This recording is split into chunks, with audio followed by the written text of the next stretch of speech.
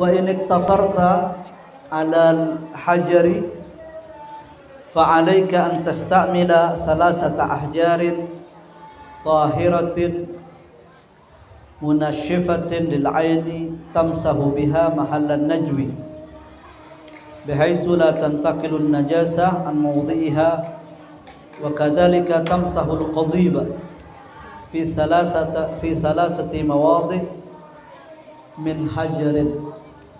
Hadhihi lanjutan pelajaran yang sebelumnya, bahwa ini masih termasuk sunnah-sunnah ketika seseorang itu melakukan yang namanya al-istinja'u. Maka yang namanya istinja, kemarin kita bahas bahwa yang namanya istinja yang paling afdal dengan batu dan air. Pakai batu dulu baru air.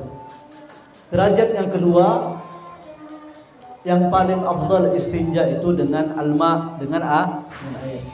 Derajat yang ketiga, al-istinja itu boleh dengan hajar, boleh dengan batu. Bolehnya dengan batu ini, apakah kalau seandainya tidak ada air? Tidak harus tidak ada air. Air ada, paham tuh? Batu ada. Antum pingin milih salah satunya, boleh apa tidak boleh? Boleh. Cuma kalau antum milih batu, istinja dengan batu, maka ada syaratnya. Kalau tidak terpenuhi syaratnya, maka bagaimana? Harus menggunakan air. Ngerti? Maka kalau tidak harus orang itu kalau istinja bil hajar, kalau tidak ada air, tidak. Walaupun airnya ada, tapi antum pingin menggunakan batu, maka batu itu boleh digunakan istinja dengan syarat. Apa syarat-syaratnya? Ini. Pertama, antastamila salasata ahjarin. Engkau menggunakan 3 batu. Berarti kalau menggunakan 3 batu, syarat pada syarat. Maka engkau siapkan 3 batu, atau 1 batu tapi ada 3 ujungnya, tidak apa-apa, sama. Ngerti? Antum siapkan 3 batu, atau 1 batu tapi 1 batu tersebut memiliki runcing ada 3, maka sama, boleh. Ngerti? Maka di sini harus 3 batu. Artinya 3 batu itu bukan harus 3 biji dah. Yang penting harus ada 3 yang runcing itu. Paham tuh? Maka walaupun 1 batu, maka yang penting runcingnya ada 3, yang di ujungnya itu agak ada yang bagian menonjol 3, maka sudah cukup. Kalau dikatakan salah satu ahjar 3 batu, kalau misalnya ada orang istinja dengan 1 batu saja bersih dia. Misalnya orang kencing, dia pakai 1 batu dibersihkan, pakai 1 batu. Subhanallah bersih. Apakah sah istinjanya? Tidak. Kenapa tidak sah? Karena di sini disebutkan salah ahjar. Harus 3 batu, ini paling sedikit. Ngerti? Siapkan 3 batu paling sedikit. Kalau menggunakan 1 batu atau 2 batu bersih dia, maka tetap harus wajib disempurnakan 3. Berarti paling sedikit 3. Kalau menggunakan 3 ternyata masih ada yang menempel, maka wajib ditambah, karena ini paling sedikit. Cari batu lagi untuk yang keempat kali. Kalau dengan yang keempat itu bersih, maka sudah cukup. Tapi kata ulama, kalau genap disunnahkan witir, disunnahkan diganjilkan. Kalau 4 kan genap, maka antum ambil 1 lagi batu, antum jadikan 5. Antum ada sunnah. Kalau sudah 4 bersih, maka bagaimana? Sunnah untuk menambah 1 batu lagi. Supaya apa? Supaya hitungan batunya ganjil, bukan genap. Ngerti? Kalau antum dengan 6 batu sudah bersih, maka sunnah ngambil 1 batu lagi disempurnakan menjadi ganjil, jadi 7. Ngerti? Yang penting paling sedikit orang itu istinja menggunakan 3 batu. Itu yang pertama. Yang kedua, 3 batu itu bagaimana? Harus tahiratin. 3 batu itu harus dalam keadaan suci. Maksudnya suci bukan mutanajis. najis. Apakah ada batu itu diciptakan oleh Allah langsung najis? Kan tidak ada. Ada batu diciptakan oleh Allah langsung najis? Kan tidak ada. Maka asalnya batu itu suci, cuma karena kejatuhan najis menjadi mutanajis. Maka kalau batu yang mutanajis, batu yang mutanajis, antum menggunakan satu batu istinja, paham? Kemudian batu tersebut antum letakkan, atau batu tersebut sisa orang istinja sebelumnya, berarti kan mutanajis itu. Boleh dipakai lagi? Tidak boleh, karena tidak thahirah, tidak suci lagi. Bagaimana cara mensucikannya? Bersihkan. Kalau antum tak mau cari batu yang lain, batu ini tak apa-apa, tapi bersihkan. Bagaimana cara membersihkan? Bagaimana cara mensucikan sesuatu yang najis? Dengan cara dibasuh. Karena najis ini termasuk najis apa ini? Najis yang mutawassithah. Kalau mutawassithah itu dengan dibasuh, dialirkan air. Paham? Ngerti? Jadi bagaimana cara mensucikan batu yang mutanajis? Kau cuci, kau bersihkan pakai air, dan tidak cukup dengan dikeringkan. Dalam madhab Imam Syafi'i tidak sah, tidak menjadi suci sesuatu yang kena najis dengan cara dikeringkan. Tentu. Ente misalnya kena baju ente kena najis, kena air kencing ke, tentu, kena air kencing. Kemudian bagaimana? Ente tak mau nyuci, ana jemur ya, ente jemur. Ente kena kencing ni ente jemur. Ketika sudah kering kena panas matahari ente cium, bau enggak? Enggak ada. Apakah suci? Enggak, mutanajis, masih najis itu. Karena apa? Karena cara mensucikan sesuatu yang najis itu dengan air. Tentu, dengan air. Atau antum angin-anginkan. Ya, angin kuat, baju antum yang kena air, yang kena najis itu antum ini kan. Kena tiup angin. Bersih itu. Najis itu hilang. Misalnya kena tai ayam misalnya. Ya, nanti gantungan kena angin kuat. Tentu. Maka kena bawa angin, lepas tu najis tu. Lepas. Apakah suci? Tidak. Karena sucinya sesuatu yang kena najis harus menggunakan yang namanya al-ma. Paham? Ngerti? Jadi kalau ada batu yang mutanajis pernah dipakai orang, atau batu tersebut kena kejatuhan najis, maka batunya mutanajis. Kalau mutanajis sah untuk istinja? Tidak sah. Tidak sah untuk istinja. Kenapa? Karena syaratnya selain batunya harus 3, harus thahirah. Ngerti? Kemudian batu tersebut harus munasyifah, bisa membersihkan terhadap ain. Ain apa ini? Benda kotoran tersebut. Maka al-ain di sini bukan mata. Apa istinja di mata pula? Dan al-ain di sini maksudnya barangnya, kotorannya. Itu. Kalau dari kita berarti kencingnya kita itu namanya ainun najasah. Kencing itu ainun najasah. Begitu juga kotoran kita ghaid. Itu. Ghaidnya kita orang itu juga dikatakan ainun, ainun bendanya. Itu. Maka kita boleh pakai 3 batu selama 3 batu itu bisa membersihkan daripada kotoran tadi. Maka apakah ada batu yang tidak membersihkan? Ada. Kalau batu tu licin, tak ada kasar-kasarnya. Kalau batu tu licin, bisa nempel kotoran tersebut ke batu tersebut? Enggak. Tambah menyebar dia. Tambah berjalan dia. Maka cari yang agak kasar-kasar dikit. Tapi jangan yang tajam-tajam, enggak bahaya enggak. Ya. Jadi agak kasar-kasar dikit. Jangan terlalu licin. Kayak kaca tu, kalau kaca tu tidak bisa digunakan istinja. Makanya tisu tu boleh. Karena tisu yang kasar tu itu bisa tidak membersihkan kotoran tu? Bisa. Bisa. Ngerti? Maka harus munasyifah yang bisa membersihkan kepada kotoran tersebut, baik kencing atau ghaidnya kita orang. Tamsahu, engkau mengusap. Tamsahu, engkau mengusap biha, dengan ahjar, dengan batu, mahallan najwi, tempat kotoran tadi. Najwi ini kotorannya. Jadi bagaimana? Kau sebenarnya mau basuh macam mana? Kau mau usap bagaimana? Terserah. Ini misalnya kemaluan kita. Misalnya kan lubang kencing sini nih. Lubang kencing sini. Kau ambil batu 3 tu terserah. Kau mau kayak gini kan? 1, gini kan? 2, gini kan? Terserah. Tapi ada cara yang paling afdal. Yang sunnah itu bagaimana? Maka yang pertama kau ambil laptop. Kau ambil satu batu, kau gini. Ini misalnya lubangnya nih. Jadi luburnya kita habis kita qadha'il hajah atau habis kencing yang depan ya.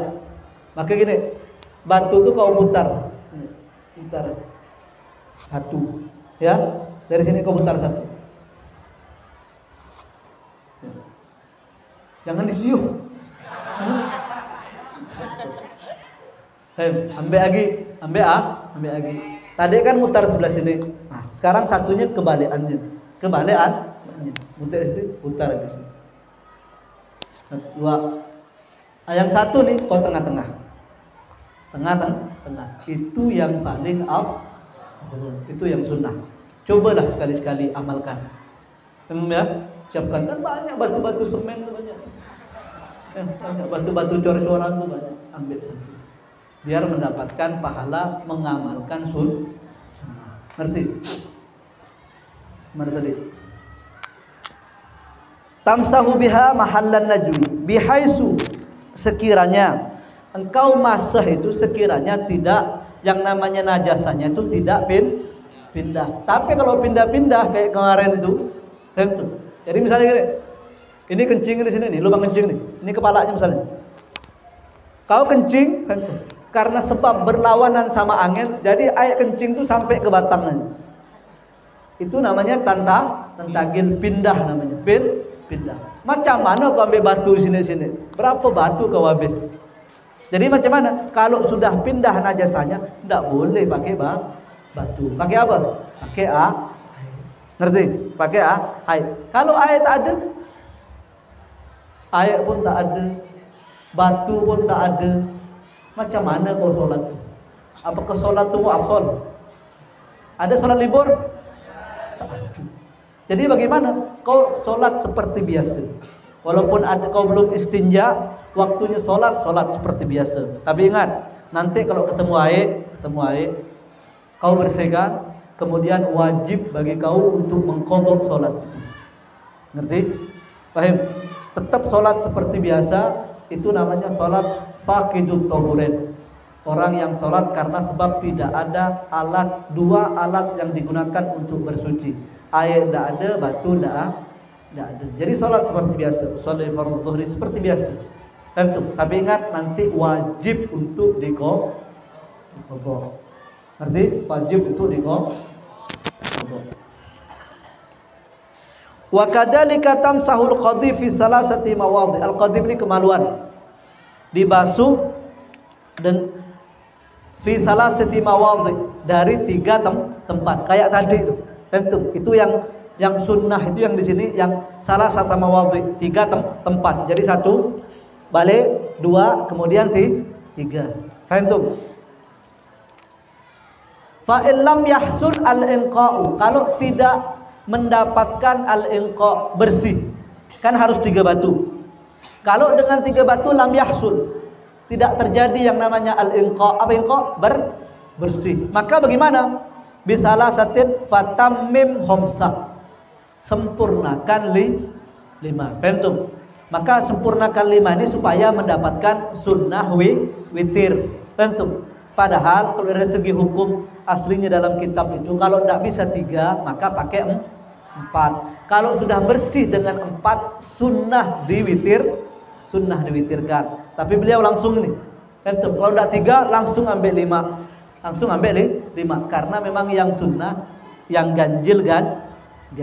Tapi kalau antum basuh 3 tidak bersih, maka antum tambah 1 lagi 4. Kalau bersih maka itu sudah cukup. Terus bagaimana? Tapi sunnah untuk ditambah lagi. Itu maksudnya. Fatammim khamsah aw sab'ah ila an yunqiya bil itar, sampai bersih dengan cara witir, dengan cara ganjil, bukan genap. Kalau 12 kali batu pun belum bersih, harus tambah lagi. 14 kali kau qadha'il hajah, apa 12 kali tak bersih pakai batu. Kalau misalnya ketika dia istinja habis 12 batu, masih ada ya.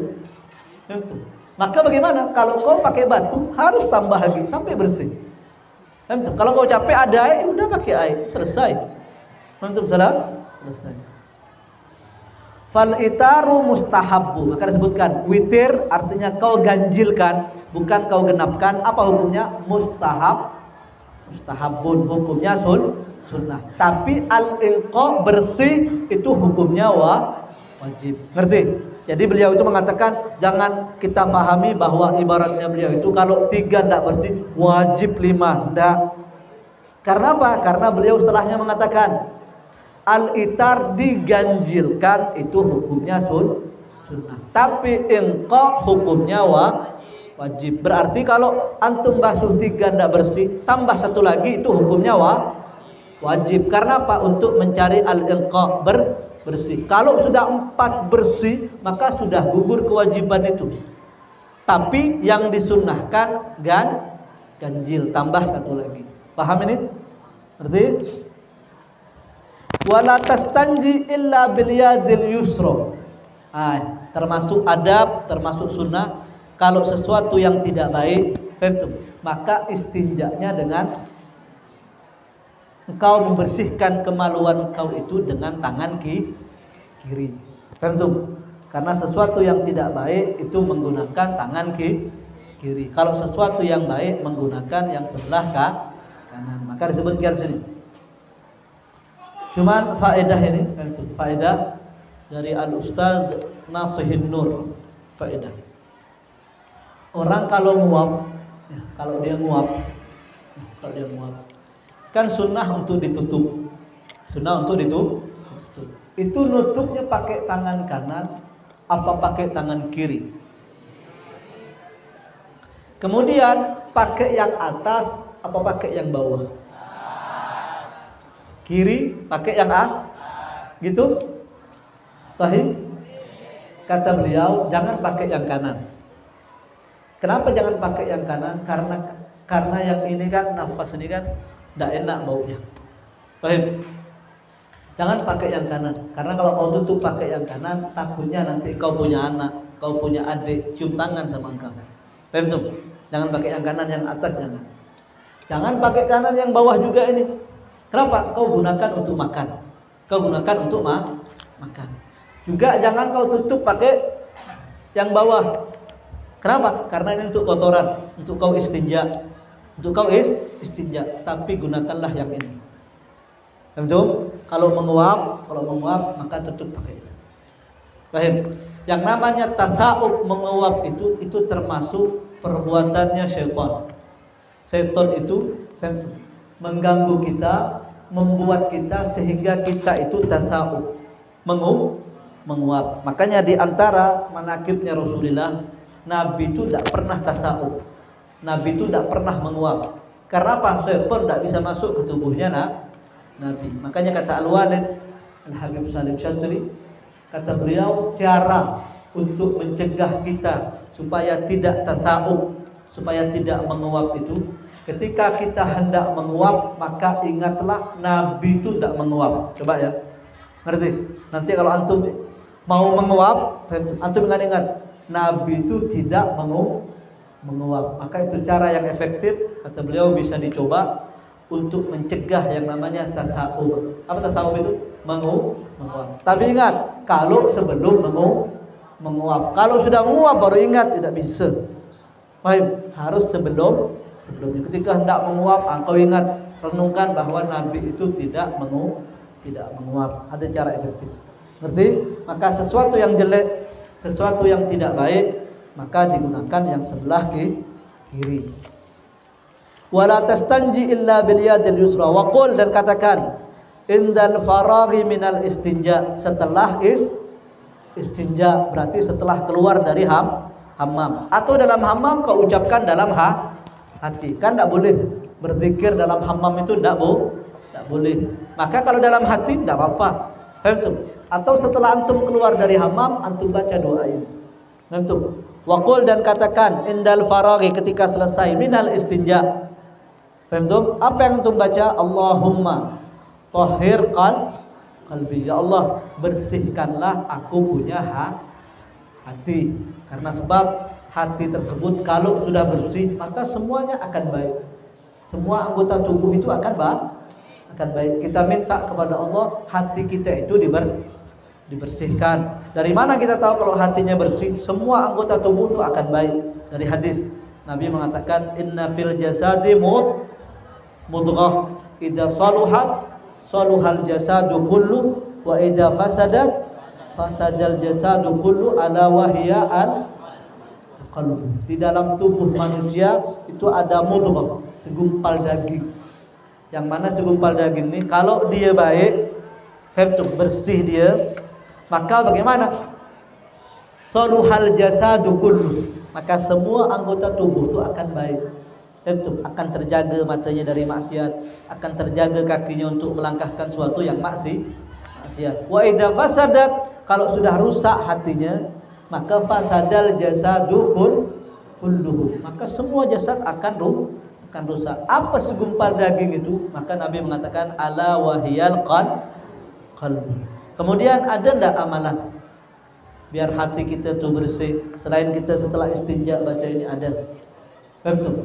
Pas bulan istighfar, pas bulan Rajab ini bulan istighfar. Dalam hadis disebutkan dalam kitab Jami'us Shaghir, Nabi itu mengatakan ala innal quluba la tafda'u kama sada al hadidu. Kata Rasulullah, hati seseorang itu akan berkarat, akan rusak seperti berkaratnya besi. Itu.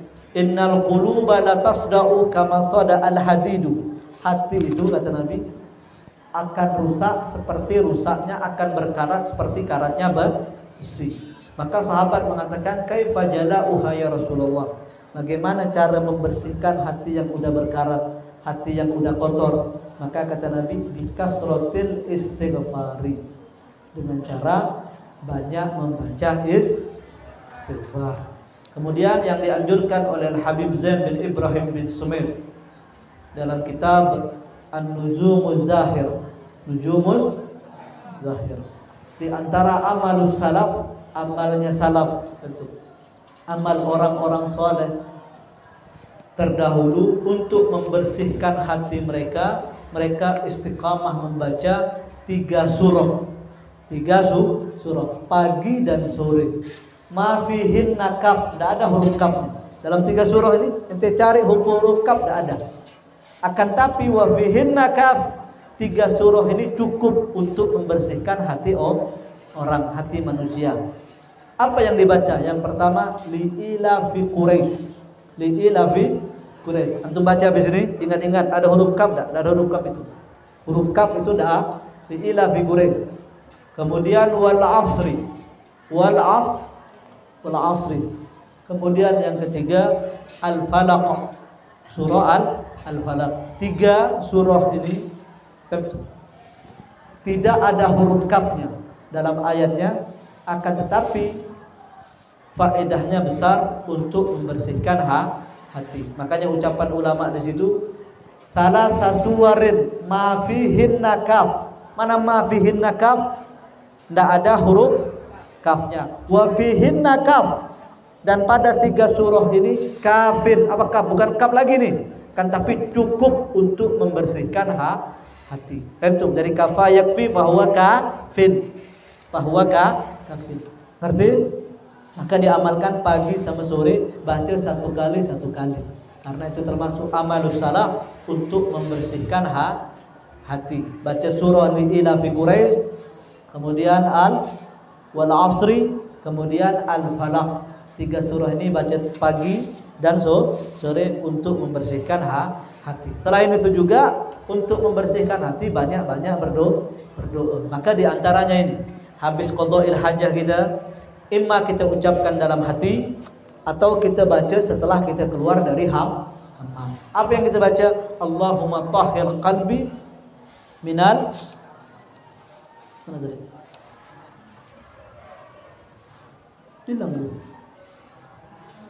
Allahumma tahhir qalbi minal nifaq. Ya Allah, bersihkanlah hatiku daripada sifat nifaq. Apa sifat? Sifat munafik. Baik munafik i'tiqad atau munafikul amal. baik munafik dari segi keyakinan seperti di zaman Nabi, itu namanya munafikul i'tiqad, atau munafikul amal, munafik dari segi amal perbuatan. Beda kan? Kalau munafikul i'tiqad yang di zaman Nabi itu namanya munafikul i'tiqad, menampakkan keislaman, menyembunyikan kekufuran. Itu namanya munafik dari segi i'tiqad, keyakinan. Atau munafikul amal seperti banyak orang sekarang itu.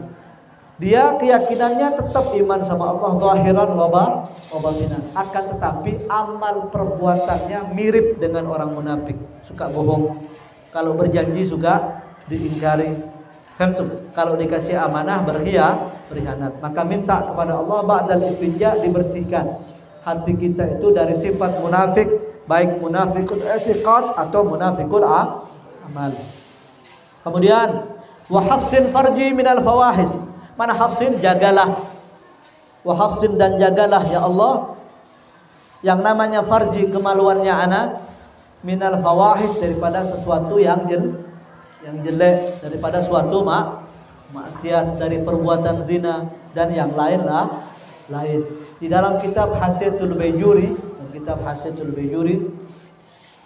ya, yang menjadi amalus salaf, amal perbuatan orang salaf, orang ulama dahulu, untuk menjaga anak cucunya dari perbuatan yang namanya zina, maka ketika lahir yang dibacakan kepada anak tersebut, inna anzalnahu fi lailatul qadri, surah al-qadar, dibacakan inna anzalnahu fi lailatul qadri. Antum baca satu kali. Nanti kalau antum dengar, antum misalnya balik Ramadan, ada anaknya antum kan belum, ya, ada adiknya antum lahir atau keponakan antum lahir, maka bacakan, antum letakkan tangan antum di dada antum, bacakan di telinga sang anak itu, jangan keras-keras, nangis dia, ya, biasa-biasa, bacakan inna anzalnahu fi lailatul qadri. Faedahnya, kata ulama, insyaallah sang anak itu tidak akan pernah berzina seumur hidup, tidak akan melakukan zina seumur hidup. Disebutkan dalam kitab Hasyatul Baijuri. Ingat, kalau ditanya di kitab mana? Di kitab Hasyatul Baijuri. Bab apa? Bab akikah. Baca di babul akikah, baca di situ. Ngerti? Minal fawahis. Kemudian termasuk yang dianjurkan ketika wudu itu, ketika istinja itu, wadluk biyadika ba'da tamamil istinja. Engkau elapkan atau engkau usapkan. Wadluk seperti ini. Seperti ini. Kau kan habis istinja, selesai kau istinja, kan ini istinja. Kalau masih ada licin-licinnya, berarti masih ada najisnya tuh. Kau ambil air, kau bersihkan. Kalau sudah agak kasar, berarti sudah bersih. Tapi ada yang sunnahin. Kalau sudah bersih seperti itu, ada nggak yang disunnahkan lagi? Ada. Apa? Wadluk, kau usapkan. Tapi jangan dicoba di pondok nih. Ya, jangan kau coba di hammam. Mungkin kau nanti istinja di mana. Wadluk, engkau usapkan.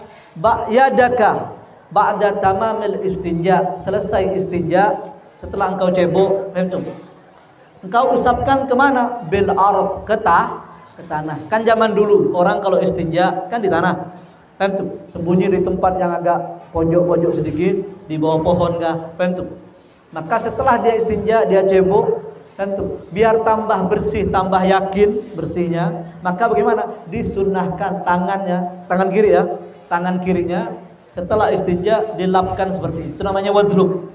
Wadluk, dilapkan ke tanah. Paham? Ngerti? Ada hukumnya sunnah. Kalau di sini jangan. Nanti kalau di hammam pondok tuh jangan, kecuali kau lapkan nanti kau siram. Ngerti ya? Kau bayangkan kalau satu yang masuk berapa itu? Apalagi dilapkan ke dinding itu. Udahlah. Paham? Makanya disediakan kalau bisa, kalau di pondok tak bisa. Ya, kalau di rumah kau siapkan, akan ada tisu itu. Tisu yang untuk WC itu, kita kasar, siapkan tisu itu. Untuk mendapatkan sunnah. Ngerti? Kan ada tisu kasar, tisu WC itu. Jadi habis istinja, kau ambil tisu itu, nanti kau buang ke tempat. Kau di pondok mana ada tisu? Ya. dibawa ke kamar sama anak-anak. Wadruk bil arad au bihaid, atau di dinding. Jangan ya, jangan coba di pondok ya. Au biha ini kalau kau di luar mungkin. Au biha di tembok. Summa silha, setelah engkau usapkan baru engkau bersihkan. Hadza huwa, semuanya hukumnya sunnah. Ngerti? Tapi kalau kita ngamalkan sunnah, kau pikir-pikir gak? Kau pikir-pikir. Jangan kalau di zaman Nabi itu kan, kalau dalam hadis itu, kalau ada orang sholat di masjid, kemudian dia itu mengeluarkan ingus di sini, ya, keluar dahaknya misalnya, itu mau dibuang kemana? Ya, maka kalau yang dianjurkan itu dibuang ke depan, ludah itu buang ke depan. Macam mana dibuang ke depan? Kau bayangkan kau sholat, kau pikir-pikir gak? Jangan kau coba, oh boleh nih. Nah, itu kalau dulu karena tanahnya itu, karena tempat sholatnya itu tanah, tanah. Jadi bagaimana? Habis sholat tutup timbun pakai tanah. Kalau karpet nih, macam mana?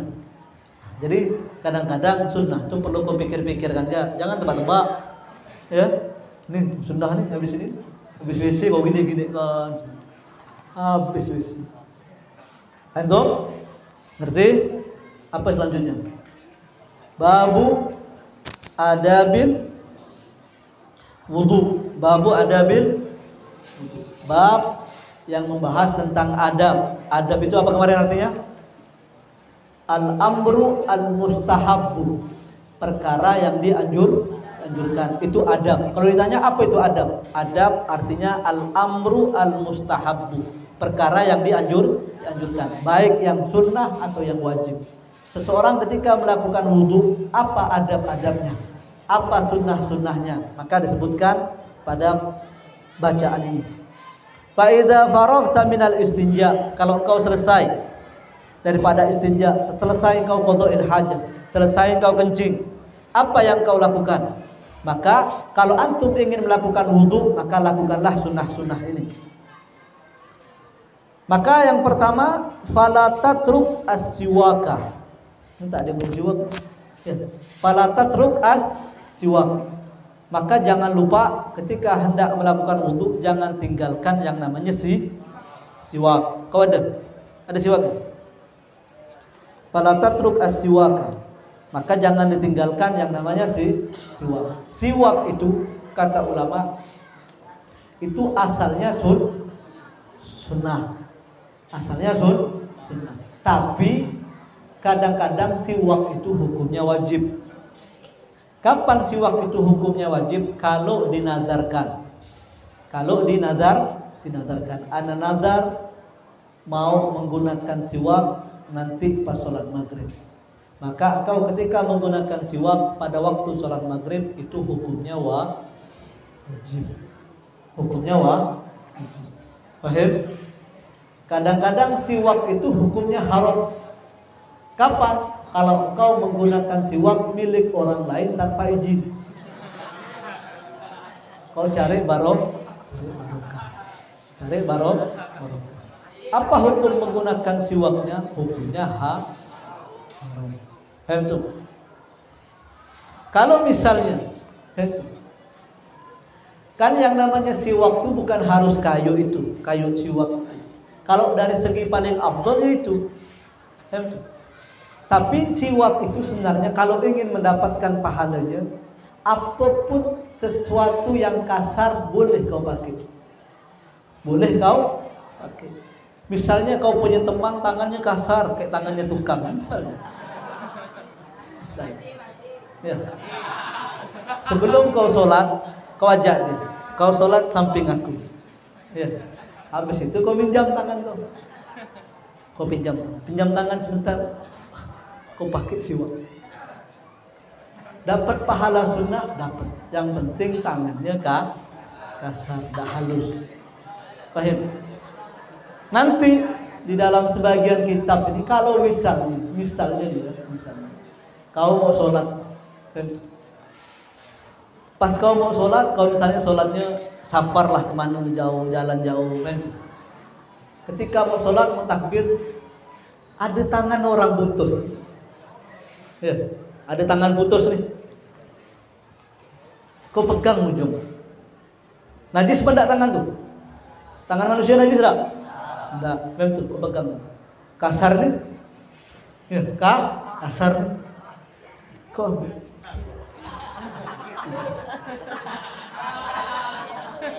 Dapat pahala. Hah? Dapat pahala. Ana ingat ada khilaf di antara Imam Romli dan Imam Ibn Hajar. Ya.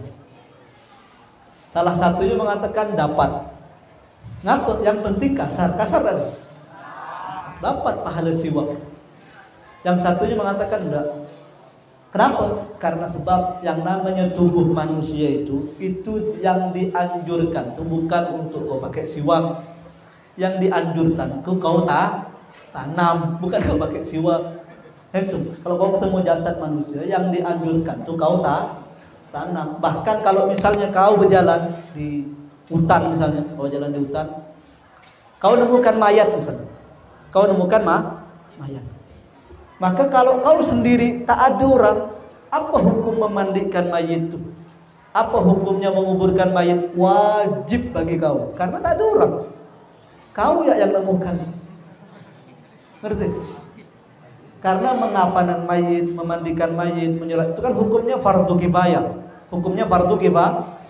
Kalau dalam satu kampung ada orang meninggal, kalau ada 2 orang yang ngurusi, maka yang lain tuh gugur, tak dosa gitu. Paham? Tapi kalau semuanya takut, satu kampung semuanya takut, paham? Tak dimandikan, tak disolati, dibiarkan sampai busuk jadi bangkai, paham? Sampai tinggal tulang, maka semua satu kampung itu berdosa. Paham? Karena hukumnya fardu kifayah. Kalau kau ketemu mayat di dalam hutan, apa yang kau lakukan? Hah? Pertama wajib kau mandikan. Kalau dekat sama air, kau bawa mayat itu ke air. Kalau dia bergerak, tempeleng. Tentaan. Nanti dia bual-bual matinya tuh. Kalau dia mati asli tak bergerak. Misalnya pun kau susah memandikan, kan itu. Jadi bagaimana? Kita kalau mandi wajib itu cukup tak kita nyelam? Cukup sama. Ya. Kalau kau misalnya takut repot, misalnya kau ambil mayat itu, masukkan dalam parit, tenggelamkan. Niat. Udah tenggelam, angkat, udah selesai dimandikan tuh. Sama dengan kau mandi wajib. Kan itu. Kalau kau tenggelamkan dia tak terima, bangun pula dia, tidak berak-berak. Ngerti? Paham? Maka yang namanya siwak itu kadang-kadang hukumnya haram, kadang-kadang hukumnya sunnah. Tapi dalam kitab Fathul Qarib ada 3 tempat, 3 keadaan siwak itu betul-betul disunahkan. Dalam 3 keadaan yang namanya siwak itu betul-betul disunahkan. Kapan siwak itu betul-betul disunahkan? Pertama, ketika hendak sholat.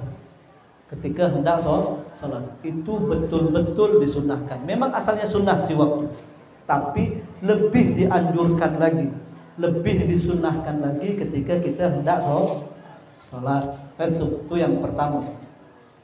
Yang kedua, ketika seseorang itu bau mulutnya itu berubah parah. Itu ketika bau mulutnya berubah parah. Dari jarak 1 meter dah tercium dah aromanya. Paham? Maka macam mana? Ketika waktu itu, ketika betul-betul parah baunya, ketika itu betul-betul disunahkan. Kemudian yang ketiga, yang dianjurkan yang betul-betul untuk disunahkan pakai siwak ketika bangun tidur. Ketika bangun tidur itu juga lebih disunah. Bangun tidur itu lebih disunahkan menggunakan siwak. Maka ala kulli hal, siwak itu banyak faedahnya. Ada 70 faedah. Ada 70 faedah. Ana dah hafal satu-satu. Ya, tapi ana pernah nulis dari guru-guru ana waktu di Yaman itu 70 faedah itu ana tulis. Nanti kalau ana kapan-kapan ente fotokopi. Ente fotokopi. Yang disebutkan di sini sebagian ya. di sebagian. Ada 70 faedah. Mana tadi? Babu adabil wudu. Fala tatruk yang namanya as-siwak. Kemudian kata ulama juga termasuk yang disunahkan siwak itu bis bangun dan kalau mau tidur. Kalau mau tidur. Walaupun nanti sudah sikat gigi nih, sikat gigi. Kalau mau tidur disunahkan pakai siwak. Padahal kan udah bersih. Kalau bangun tidur kan jelas bau itu udah tak enak dah. Faham tuh? Bau itu udah enak. Enggak, kalau mau tidur ngapa disunahkan enggak? Ngapa betul dianjurkan? Apakah ada faedahnya? Ada faedahnya. Faedahnya kata ulama, litahfifir raihah injal qiyam minan naum. Faedahnya untuk mengurangi bau ketika bangun dari tidur. Paham tuh? Maka coba antum nanti kalau misalnya antum pakai siwak sebelum tidur, kau bedakan ketika bangun tuh macam mana baunya. Kau panggil teman kau sih. Aku tadi malam tidur tak pakai siwak. Sebelum tidur tak pakai siwak. Kau cium aroma. Besok malamnya kau pakai siwak. Panggil lagi teman kau. Beda beda beda. Beda atau tak beda? Tak beda. Paham? Kira-kira ada maunya nih. Fala tatruk siwak. Kenapa? Li'annahu mutahhiratun lil fam. Karena yang namanya siwak itu mutahhirah, membersihkanmu mulut, mutahhiratun lil fam. Kemudian wa mardatun lirabb, membikin ridha Allah. Allah ridha kepada dia. Wa muskhitatun lisyaitan, dan bikin marah syaitan. Tak suka syaitan orang pakai siwak. Kenapa? Karena orang kalau pakai siwak ada pahalanya tak? Ada pahalanya. Syaitan tu tak mau. Manusia hari kiamat banyak pahala tu tak mau. Yang syaitan mau tu manusia tu banyak dosanya. Karena apa? Nanti kalau banyak dosanya kan kumpul gak sama di neraka. Maka setiap sesuatu yang berbau ibadah, ada ibadahnya. Yang namanya syaitan tu tak suka. Yang namanya syaitan itu tak suka. Wa muskhitatun lisyaitan. Bahkan ada hadis ini, wa salatun bisiwak. Satu solat dengan siwak itu afdal, lebih baik min sab'ina shalah bila siwak. Satu solat dilakukan dengan siwak itu lebih baik daripada 70 salawat tanpa siwak. Betul. Kemudian kalau kita ditanya misalnya, orang kalau solat jamaah berapa? Sab'a wa wisrin, kan 27. Kalau siwak berapa? 70. Berarti kau sholat sendiri pakai siwak lebih afdal. Gitu kan? Hah? Jadi kalau ditanya sama Kismul Aman, ngapa kau tak sholat jamaah? Aku sholat pakai siwak di kamar, lebih afdal. Karena apa? Baca kitab.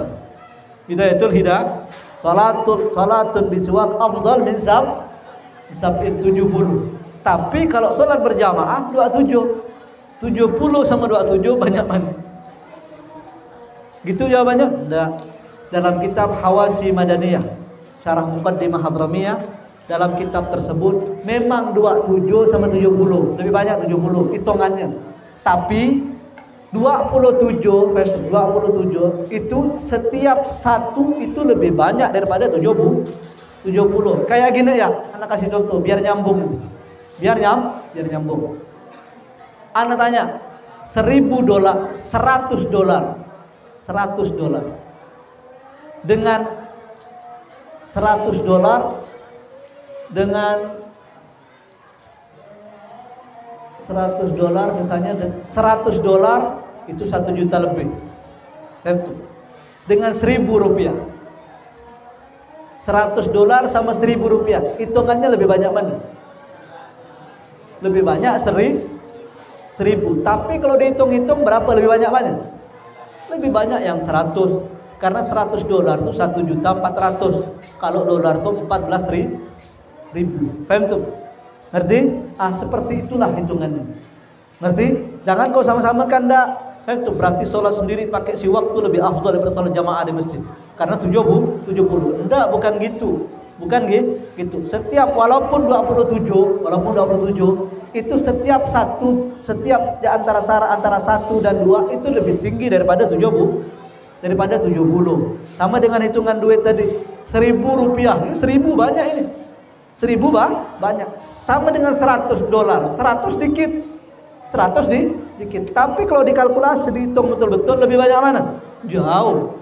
Karena $100 itu 1.400.400. Kalau $1.000, 1000 sama 1.400.000, lebih banyak mana? Begitulah bandingannya. Paham? Jangan salah-salah, jangan tebak-tebak kau nanti ya. Nanti kau habis sholat ini, habis taklim nih, berarti kalau sholat pakai siwak itu lebih afdal dari sholat jamaah. Enggak. Bukan hitungan seperti itu. Ngerti? Wa salatun bi siwaki afdalun min 70 shalah bila siwak. Wa ruwiya an Abi Hurairah radhiyallahu taala anhu wallahu taala a'lam bisawab.